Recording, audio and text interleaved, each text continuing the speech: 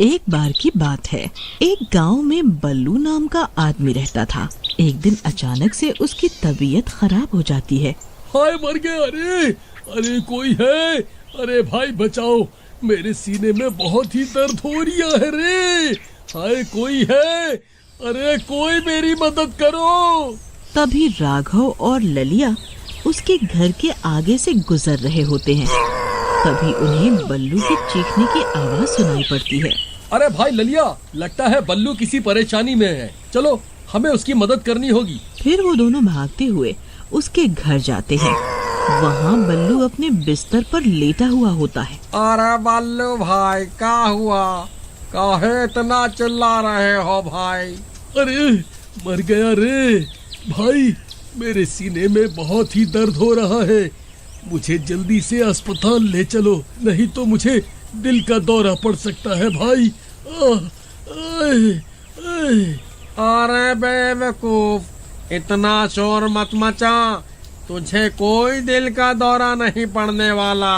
अभी तो तू सिर्फ जवान है भाई, तूने कुछ उल्टा सीधा खा लिया होगा, थोड़ी सी गैस बन गई होगी सीने में, कुछ नहीं होगा, थोड़ा सब्र कर, सब ठीक हो जाएगा। चल राघव, कुछ नहीं हुआ, हम चलते हैं। फिर इतना बोलकर वो दोनों वहाँ से चल देते हैं। उन्हें जाता हुआ देख बल्लू जोर जोर से चिल्लाने लगता है। हाय हाय मर गया रे, हाय मुझसे सांस नहीं ली जा रही, अरे कोई मुझे बचाओ रे, अब मैं नहीं बचने वाला, हाय मुझे दिल का दौरा पड़ गया रे, कोई मुझे बचाओ। भाई ये ऐसे नहीं मानेगा, हमें इसे अस्पताल लेकर जाना ही होगा। फिर वो दोनों बल्लू को उठाकर उसे बैलगाड़ी की तरफ ले जाने लगते हैं। बल्लू भाई अब शांत हो जाओ और घबराओ नहीं, हम तुम्हें अस्पताल लेकर जा रहे हैं। अरे नास मिटो, तुम तो मुझे अकेला छोड़कर जा रहे थे, अगर मुझे कुछ हो जाता तो। फिर वो तीनों कुछ देर के बाद गांव के अस्पताल में पहुंच जाते हैं। अरे कमबख्तों, ये किस अस्पताल में ले आए मुझे? इस अस्पताल में जो भी भर्ती हुआ है वो आज तक जिंदा वापस लौट कर नहीं गया है, मैं यहाँ भर्ती नहीं होने वाला। अरे बल्लू भाई, अब ज्यादा दिमाग खराब मत करो, भर्ती होना है तो यहीं हो जाओ, यहाँ दूर दूर तक और कोई अस्पताल नहीं है भाई। फिर वो दोनों बल्लू को उठाकर अस्पताल के अंदर ले जाते हैं। वहाँ उन्हें एक नर्स मिलती है। नर्स मैडम, ये हमारा दोस्त है, इसे सीने में दर्द की शिकायत है, आप कृपया इसे यहाँ भर्ती कर लीजिए। हाँ, क्यों नहीं, यही तो हमारा काम है। फिर बल्लू उस अस्पताल में भर्ती हो जाता है। उस अस्पताल में उसके अलावा कोई भी मरीज नहीं होता। फिर नर्स बल्लू को कुछ दवाइयाँ खाने को देती है। लो बल्लू जी, ये दवा ले लो, इससे आपको आराम मिल जाएगा। सुबह डॉक्टर साहब आएंगे तो उन्हें अपनी तकलीफ के बारे में बता देना। इतना बोलकर वो नर्स वहाँ से चली जाती है। अच्छा भाई बल्लू, अब हम चलते हैं, तुम आराम करो। अरे नास मिटो, ये मुझे कहाँ भर्ती करवा दिया, यहाँ मेरे अलावा और कोई मरीज ही नहीं है, मैं यहाँ अकेला नहीं रहने वाला, चुपचाप तुम भी यहीं लेट जाओ, सुबह होने पर तीनों एक साथ घर वापस चलेंगे। फिर रात होने पर अस्पताल में अजीब अजीब सी आवाजें आने लगती हैं। डर के मारे बल्लू की नींद खुल जाती है। वो बहुत डर जाता है। उसके बेड के नीचे एक चुड़ैल बैठी हुई होती है। ललिया और राघव गहरी नींद में सो रहे होते हैं और वो चुड़ैल बल्लू के बिस्तर के नीचे बैठकर गुर्रा रही होती है।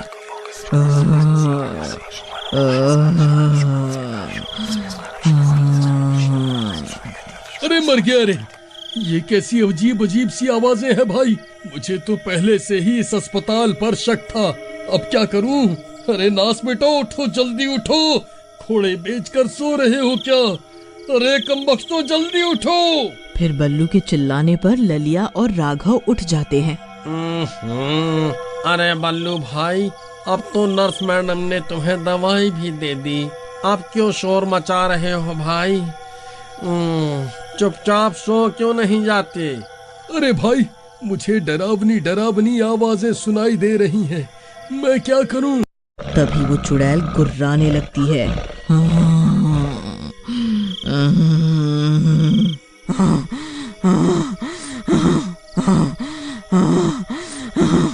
अरे मर गए रे, ये कैसी आवाजें हैं भाई? ये तो कोई चुड़ैल की आवाज लगती है भाई। जी नर्स मैडम, आप कहाँ हैं? Nurse madam. ललिया भाई, कुछ करो, मुझे तो बहुत डर लग रहा है। फिर राघव की नजर बल्लू के बिस्तर के नीचे पड़ती है और उसके होश उड़ जाते हैं। डर के मारे वो कांपने लगता है। राघव भाई, अब तुम्हें क्या हो गया? तुम्हें भी दिल का दौरा पड़ गया क्या? अरे भाई, जल्दी से बल्लू के बिस्तर के नीचे देखो भाई। फिर ललिया झांक कर बल्लू के बिस्तर के नीचे देखता है। अरे मर गए रे, ये तो चुड़ैल है। अरे भागो रे! अरे भागो रे भागो, अपनी जान बचाकर भागो। फिर वो दोनों भागकर एक कोने में खड़े हो जाते हैं। अरे नास मिटो, ऐसा क्या देख लिया मेरे बिस्तर के नीचे? अरे बल्लू भाई, तुम्हारे बिस्तर के नीचे तो एक चुड़ैल बैठी हुई है। अरे मर गया रे। आई मम्मी, बचाओ, मैं कहाँ जाऊं? अरे भाई, मुझे बचाओ। बल्लू भाई, बिस्तर से नीचे मत उतरना, वरना ये चुड़ैल तुम्हारी टांग पकड़ लेगी।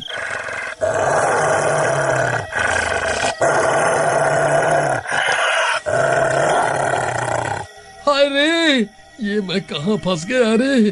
हाय, आज मैं नहीं बचूंगा। हाय, अरे नर्स जी, आप कहाँ हैं?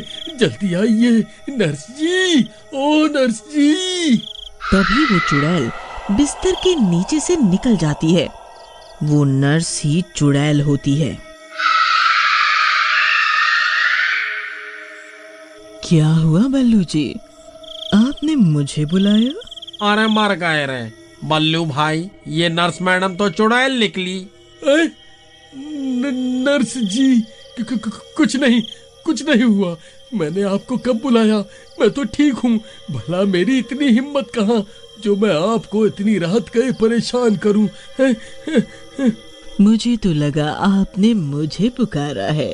नहीं नर्स जी, आपने जो मुझे दवाई दी थी उससे मैं बिल्कुल ठीक हो गया हूँ। अब आपको मेरे लिए परेशान होने की कोई जरूरत नहीं है। अब आप भी आराम कर लीजिए। ठीक है बल्लू जी, मैं यहीं बाहर ही हूँ। आपको कोई भी तकलीफ हो तो आप मुझे बुला लेना। जी ठीक है नर्स जी। अरे नास मिटो, मेरा मुंह क्यों देख रहे हो?